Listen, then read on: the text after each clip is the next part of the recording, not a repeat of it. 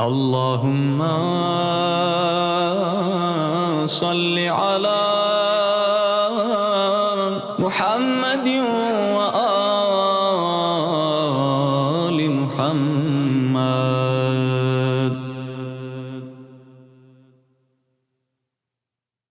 أعوذ بالله من الشيطان الرجيم. بسم الله الرحمن الرحيم. الحمد لله رب العالمين والصلاة والسلام على أشرف الأنبياء والمرسلين سيدنا ومولانا أبي القاسم محمد وعلى آله الطيبين الطاهرين المعصومين سيما بقية الله الأعظم روحي وأرواح العالمين له الفداء. رب اشرح لي صدري ويسر لي أمري واحلل عقدة من لساني يفقهوا قولي. Now, as we are going to get forward with this, it's important that this message gets out to all of us. A lot of times what happens is that we are all looking for happiness. There's no one who lives their life looking to be miserable, to live through dread and pain. Everyone wants happiness. They end up with pain, it's one thing, but they all want happiness. You're trying to do the best that you can to find happiness. That's why you come to the center. That's why you fast, because you feel that by doing this, you are going to get some sort of happiness. Maybe that's not true, and you might end up with more pain, trouble. You come to the masjid and someone said something nasty to you, so it backfired. You thought that you're coming to do something good and people will praise you, but they said something horrible. So now you end up with a headache, a dilemma. And what do you want to do? This is horrible. It's terrible that this happened to you. But here's the thing. We want to live our life for happiness. No one wants to do it the other way. But the problem is this, that a lot of times, because we don't know what life is, we go after things thinking that this is happiness when it's not. We think there's happiness in there. We think that we are going to get something good and we're going to feel better, but it's not. For example, there's a hadith that says that the best way to get rich in life, is go to Hajj. Go for Hajj. The more you spend, the richer you'll get. The more expensive the package you buy, the richer you'll get. And the more that you travel, the better chances of you getting richer. Hadith is saying that. Now, listen. Nowadays, an economy package near the haram costs $10,000. Right? It costs $10,000. Now, for a lot of people, when they have to pay $10,000, that's a heavy load on their pocket and on their wallet. But you know what? So apparently, you think, that this is going to help you, but at the beginning, you lose $10,000 right away. And that too, you have to go there and suffer. Because Hajj is not easy. Any of you who have been to Hajj know this. It is very strenuous. It's physically draining, and you find yourself at different times in different places where your life is at risk. And then you wonder, I paid $10,000 for this? Why did I do that? Sometimes you look at it, you are thinking that there's going to be some sort of happiness that you're going to get out of it, or some sort of peace that you're going to get out of this, but eventually what happens is that you get a headache, you go through stress, you spend money. It wasn't what you expected. Same thing is with life. A lot of things we do in life expecting happiness, expecting peace, but it doesn't happen. People, for example, get married to find peace. I don't know why they do that, but they do. The rumor is out there. And they believe in it. And so they get married. When they get married, what happens? This becomes the dilemma of your life. You thought you had problems before. This is a permanent.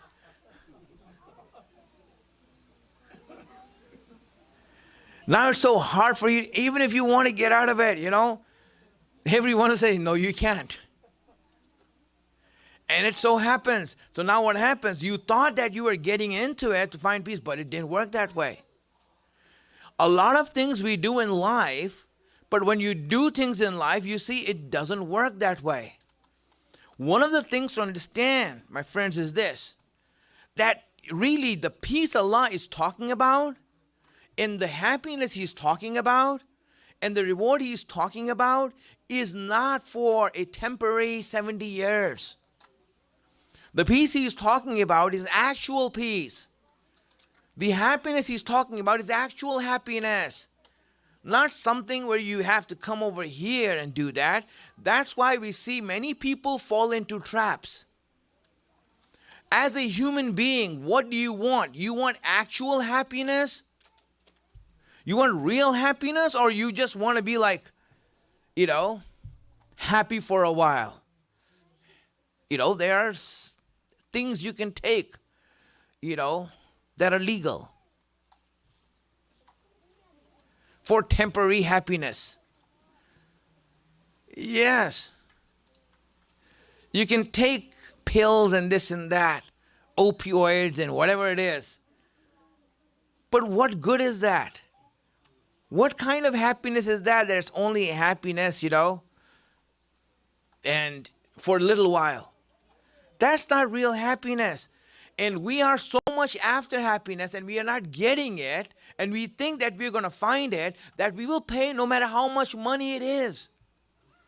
There are seminars that happen here where you have to pay $300 to go in, and it's a seminar that's titled How to Be Happy in Life. And it's usually full. And the host of the seminar, when he comes to teach you about happiness, he says, here guys, here's how to be happy. No matter what problems you're going through, whatever happens to you, it's going to face you, and all these things happen. All you need to do is just smile. Yes, open your lips and smile. I said, what? That's the secret of happiness? That's how you become happy? That's an insult to my intelligence. That's how you teach monkeys how to do things, not human beings. Say it like this, come on, smile. And everyone's like, yeah. And they all just smile. Why? Because they paid $300 for this. They paid $300, and the guy who's hosting it, he's smiling, and his smile is genuine because he got $300 from you. His smile is genuine. He's like, yeah, come on, man, smile. And you are like, trying to smile. But this is not happiness. This is a fraud. This is a scam. And that's what happens. People who are trying to show you happiness, it's a scam they're running. There's no such thing like that. If we are human beings, we need to find out what real happiness is. What is that state that I can be where happiness is real, actual, and it's lasting? And that's what I want to find out. I don't want to be fooled into trying to do something by which I can fool myself or play a fraud on myself. I don't want to do that. I want to find the real happiness. How do we do that? That's important for us to know. Salawat ala Muhammad wa ala. Now what happens is that people they are so desperate to find happiness in life, some sort of peace in life, that they will try anything. Really, they will try anything. You give them a pitch, you already had them when you advertised happiness. That's what I'm looking for. You have these psychics who promise you happiness by looking at your hand. They said, happiness is written for you. Well, if it's written for me, why am I paying you $20 or $50, for telling me that? I don't need to know that if it's going to come. But we are so desperate to know it. We are so desperate for it that we will do anything to get it. And this is the reason that we fall into so many wrong things. So many wrong things. My friends, when we talk about enjoyment in life, enjoyment is not something, for example, that is temporary, that only lasts for a little while and that's it, it goes away. That's not enjoying life. That's terrible. That's teasing yourself. You know what a tease is? Tease is something that promises you something but it never delivers. You're trying to promise yourself something and it's never going to come. What kind of enjoyment is that? That's not real enjoyment. And that's why people who want enjoyment, they think that life means enjoy. What does enjoyment mean? You know, parties, drinking, dancing, clubs. That's what it enjoyment, loud music, all these things. They think that this is why they're enjoying. No, you're not enjoying by doing things. You're not enjoying life by doing these things. You're running away from the miserable life that you have by doing these things. People who are miserable, who are unable to enjoy their life, they're depressed in their life, they find escape in these things.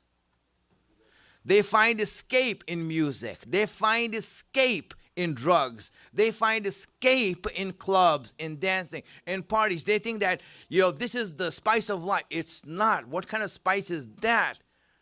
That's only going to give you an upset stomach. I mean, it should be tasty and the taste should last, not something that's harmful and you can't even eat your food. I mean, if you ever have those hot sauces, that they dare you.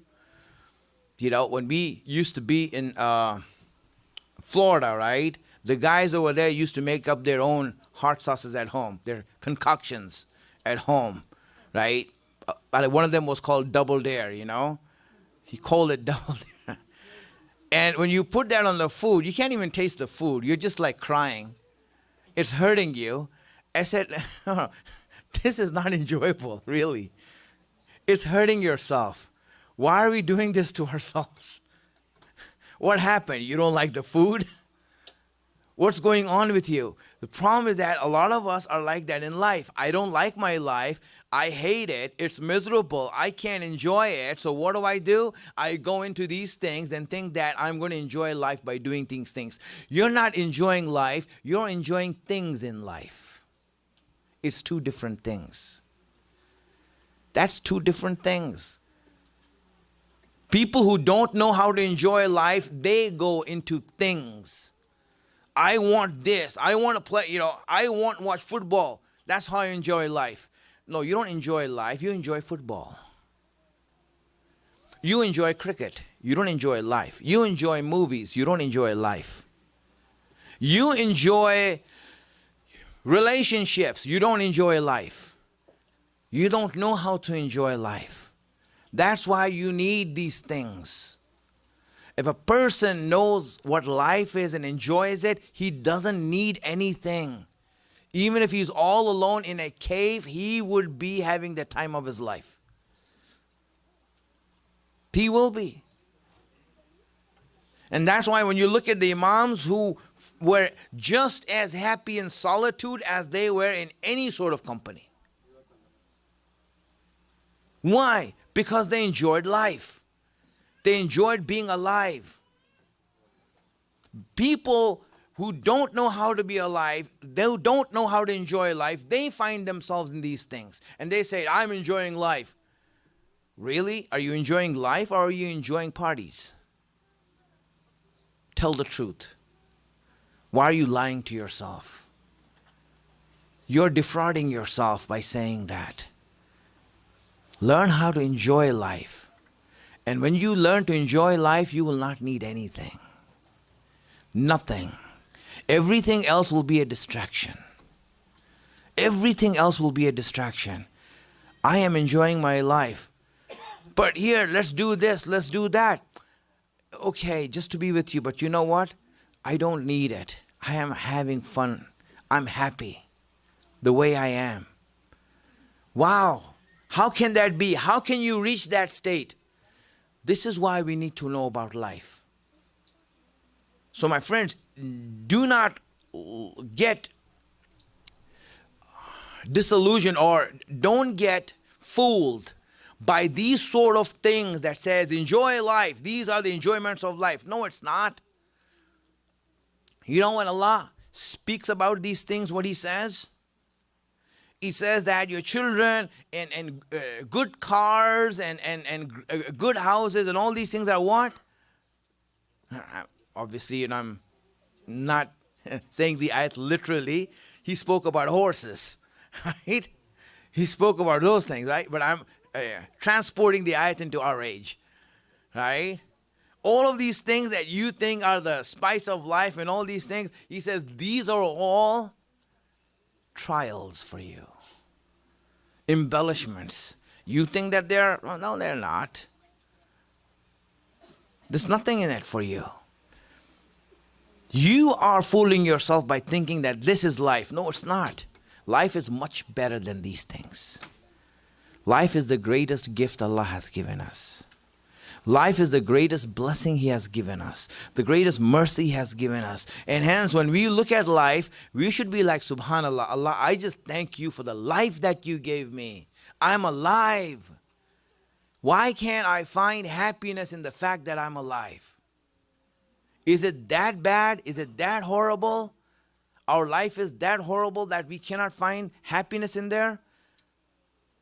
Really, escaping from reality is what we do when we think that these things are good for us and they're happiness, but they're not. What is real happiness? Send us salawats.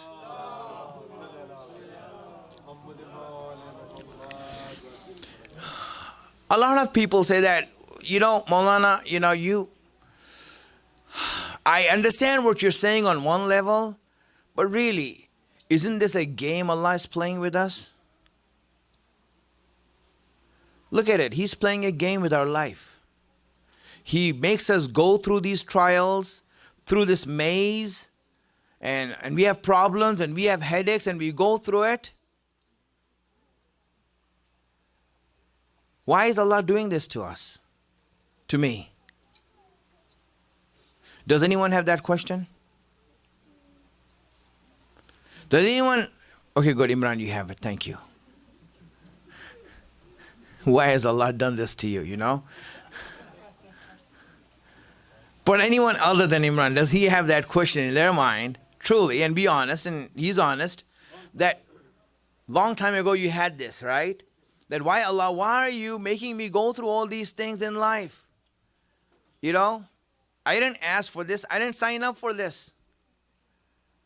Why are you making me go through all these problems in life? Really, I didn't ask for it. And you know what? Your question is valid. Allah is the one who's giving you all the troubles. No one else. Don't try to blame your relatives who are playing magic on you. Don't try to, for example, blame Israel for all your problems.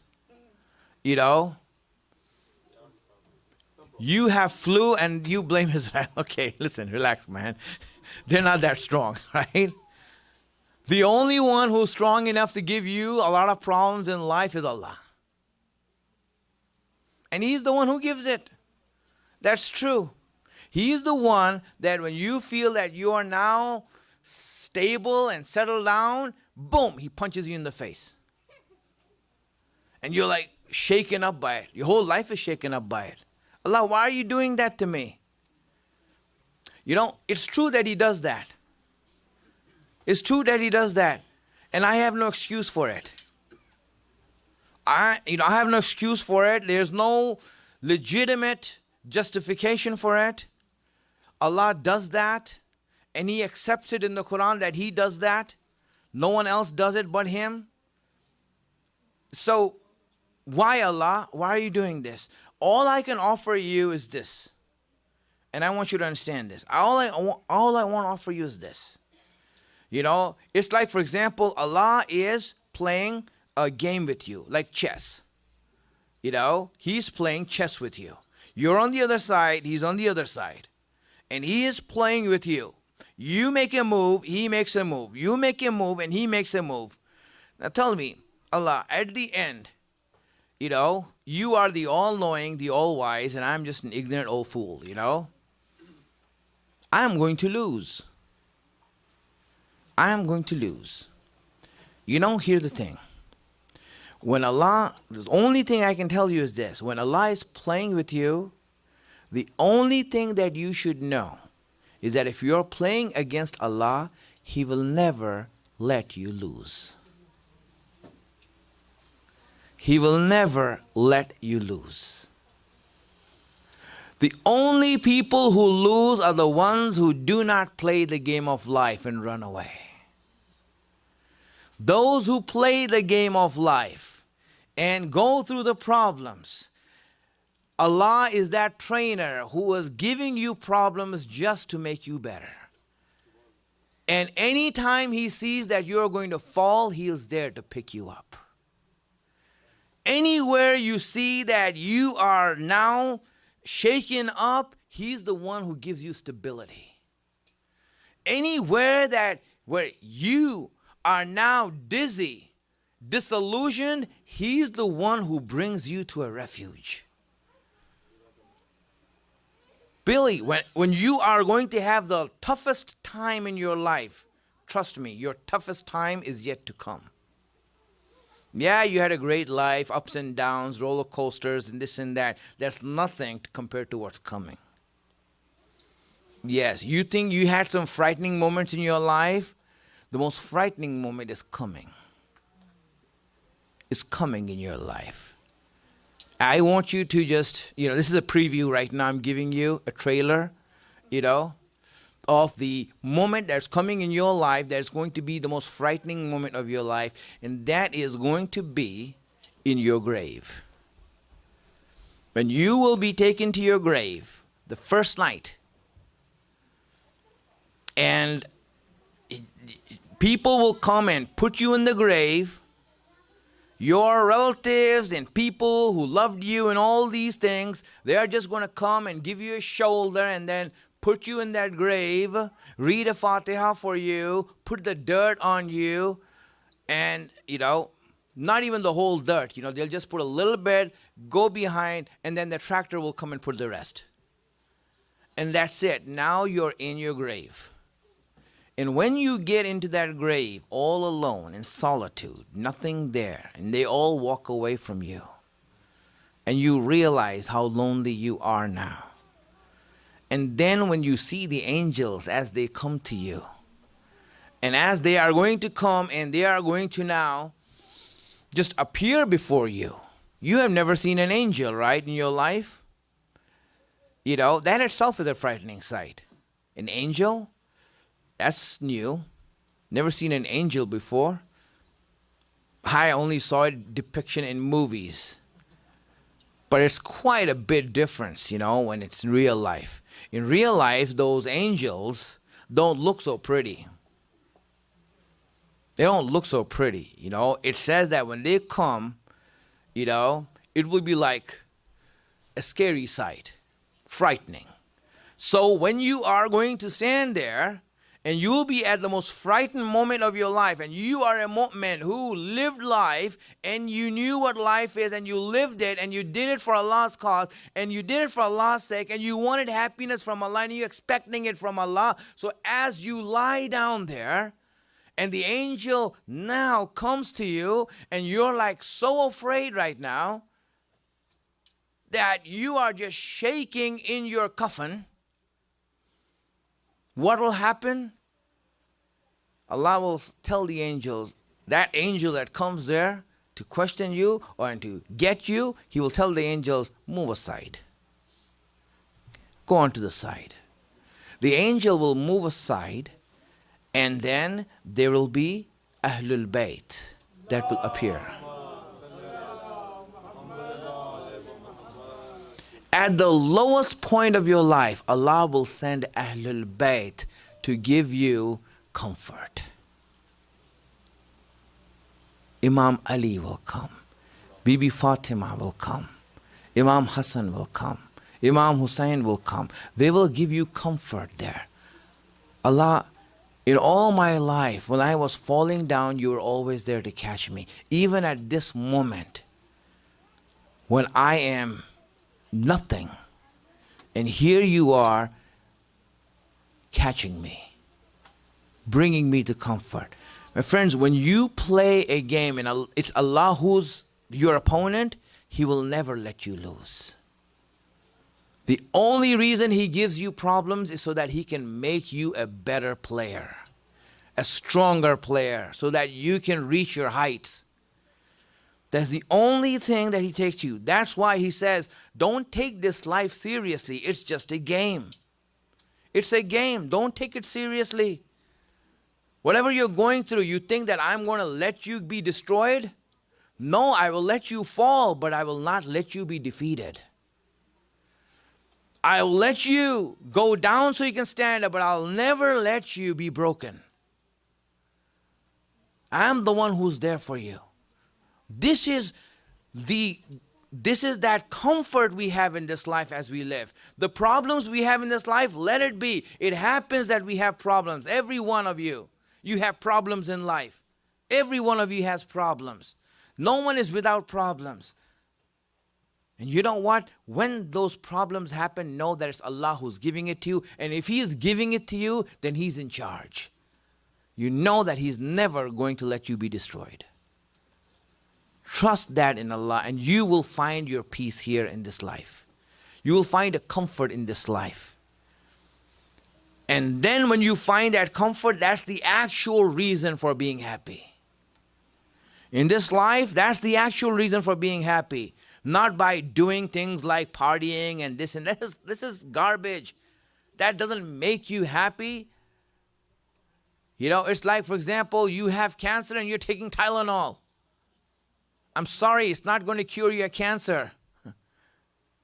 Yes, it'll help you get through the night. But in the morning, you'll have your headache. And your cancer is all back. That's all that happens, right? So this is why true happiness here is not escaping from reality, but facing reality and knowing what it actually is. And what it actually is that Allah is in front of you and He's making sure that you do not get destroyed.